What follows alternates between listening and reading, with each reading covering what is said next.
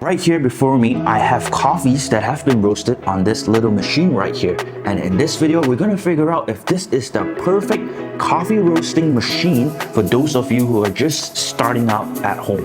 Let's go.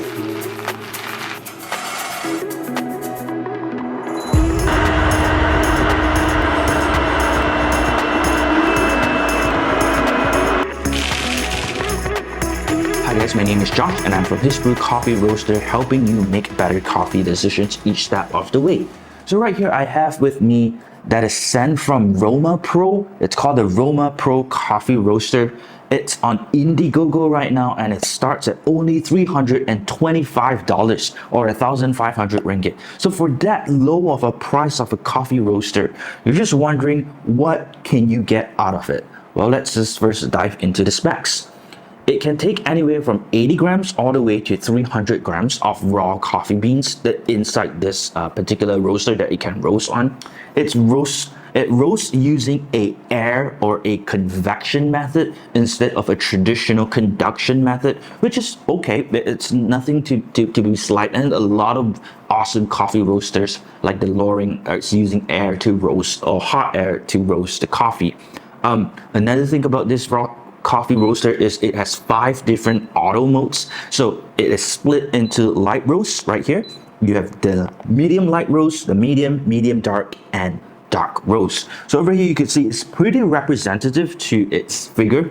What I've done, or we've tested this machine through and through, and what we've done is we put 80 grams of raw coffee beans in and roast it on all the modes that are available here, auto modes, and so far we're really happy with the results. Another thing about this roaster is it roasts from the auto roast, it roasts anywhere from 8 minutes to 15 minutes. There is also a manual roast function. The manual roast function basically allows you to adjust the fan speed and also the heating power. It ranges from 1 to 18. That's just the number range that it gives. So you can adjust and play from this if you intend to roast it manually. Now, what it does also is after roasting, it has a cool down function where it will cool the beans all the way down to 60 degrees Celsius and then it will stop. Another thing about this roaster here is it has a safety feature. Say for example, if you leave it unattended for manual roasting, it will stop once it reaches 230 degrees Celsius. So once 230 degrees is achieved or it's reached, it will automatically shut down and cool down the coffee beans. This whole thing here, it's really nice. It's not too big. It's not like super small too, but you can easily place it on your kitchen countertop and it's okay. It doesn't look amazing, but it's fine, right? 3.1 kg in weight. The power is 1,800 watts. Let me see, what else am I missing? And that's about it. So let's take this apart and let me show you how it works. So first of all, you have this bean looking like handle. Not too sure where your design philosophy is taking from, but yeah, you have that. This acts as a chaff collector tray because if you turn it and open it up, right here you have with me is the chaff. So when you roast coffee, chaff would have to be collected somewhere or have to go somewhere. And this is where all the chaff and all the excess, basically skin of the coffee beans would be stored. Now we've tested it. You could probably roast 3 batches back to back on this with the chaff in it, but don't roast it more than that because you will definitely clog it up and there might be potential fire and so on that would happen. So maximum, I would say 2 to 3 batches of roast, and that's about it. The nice thing about this machine is everything can be taken apart. So this borosilicate glass that is rated for 560 degrees, it's made out of 2 glass. So you have the outer glass and then you have the inner glass, right? So the way you see it is the maximum line that is over here. It basically tells you can load your beans up all the way to the maximum line. But what we found is different beans have different density, so it's best to always measure the weight of the beans first before loading in, right? Another thing about this is the way you take out your beans is through this door, right? So if you look at this door, you can open it and cut the flaps. And you can see if I open this up, the door chute will open and beans would just fall out. So pretty simple mechanism and design. Don't see any complications that would come with it. Now, interesting thing to note is the thermocouple is right in here. If you notice the thermocouple, it's right in there, and that's how it censors the bean or the bean temperature, right? We've been pretty rough with this machine, and so far it's still working perfectly as the day itself, right? So you load your coffee, right? I have black coffees now, right? So basically what you do is you load your raw coffee into the center shaft here, cover it and place it down, right? And basically what you can do is you can select the auto mode that you have. So let's talk about the modes that it has, or the buttons here, right? Right here you have the start button, the auto function, which is you can choose which mode you will like it to be in. 5 different modes, remember again. It ranges all the way from 8 minutes of a roast all the way to 15 minutes, right? What we like personally when we roast our coffee is basically the medium light roast to the medium roast. What we found is that most of it works very well with medium density beans or lower elevation beans, so your Brazil, your Colombians, right? They work pretty well because I think that's how they program the power and the function and the air to it. Sometimes on the light roast, even with just 80 grams, we find that it does not roast too well, where maybe it hasn't even hit first crack and it already starts to cool down. So that's a little bit of a downside to it, but we'll talk more about it later on. So you have your cooling function, which you could just press cool and the fan would kick in and it would start cooling down the beans. You have the leaf. Leaf is basically once you're done, you want to eject the beans out from the chute here. You can just press this, and then the bottom down here is just your manual control, which is your heat and your fan speed. Another thing to note about this is that you have your timer here, your temperature of the bean that is currently in. Right now it's just room temperature, so it's 30 degrees. Yeah, it's really hot in Malaysia. I'm in an AC room and it's 30 degrees, right? So anyway, digression. So let's just first talk about some of the pros that we found throughout roasting this, using this machine, right?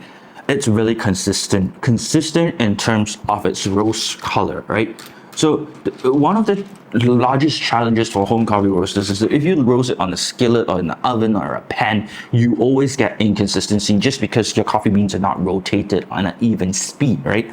Whereas this is an air roaster, therefore it will rotate. So if you look at the coffees here, they are roasted, I would say, really consistently. So I'm very happy with the roast color and consistency. We've also opened up and cut open some of the beans that are in here, and we try to visually just inspect to see if they are roasted all the way through, and all of them I would say are roasted pretty well, right? Pretty evenly. Another thing about this roaster when compared to other roasters like the Be More and stuff, home roaster, is it can roast dark. Like, look at this. This is like really dark, right? This is like French, I would say almost borderline French roast. So those of you who like dark and bold coffee, well, I think this is perfect, right? You can roast it dark and you don't have to worry about it cutting off, where the safety features is all the way to 230 degrees. If ever you roast any coffees up to 230 degrees, that is crazy. It would just turn black and charcoaly, right? So most of the times, like for this roast, I think it's only up to 205, 207 degrees, and you're already getting that dark of a roast. Now you can do batch to batch roast on this, no problem. We tried roasting it 8 different batches on back-to-back roast, and it works flawlessly, like literally flawlessly. Everything works well, the power works well. Granted, we are in a country with 220 volts, right? So those of you who are in the States, 120, not too sure how it will function in terms of power delivery, right? But for us, it's pretty much fine.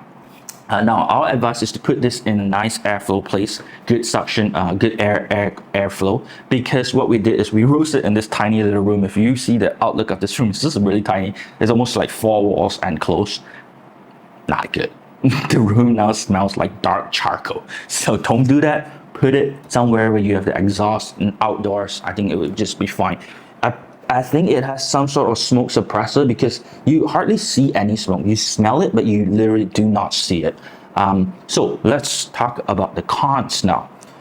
One of the con about this, the biggest con that I see for this roaster, you cannot hook it up to any software like Artisan Roast or Cropster. Due to it, you are not getting as much of a data as you want as possible. Now, you might argue and say, well, you could just write it down manually, the old school method, right? At every interval, what your temperature is. But here is the other con. The second con about it is that the resolution for the temperature here, it's not the best. If you look at it, it's now 38 degrees. It jumps every 3 or 2 degrees minimum, meaning from 38 it will go to 41, 41 it will go to 44, and it doesn't go incrementally. Now that incremental change in temperature is super important, especially towards the end of roasting, right? Because every change of degree really drastically change the flavor of the beans, especially towards the end. So because the resolution is not the best, that is the other very big con that I see.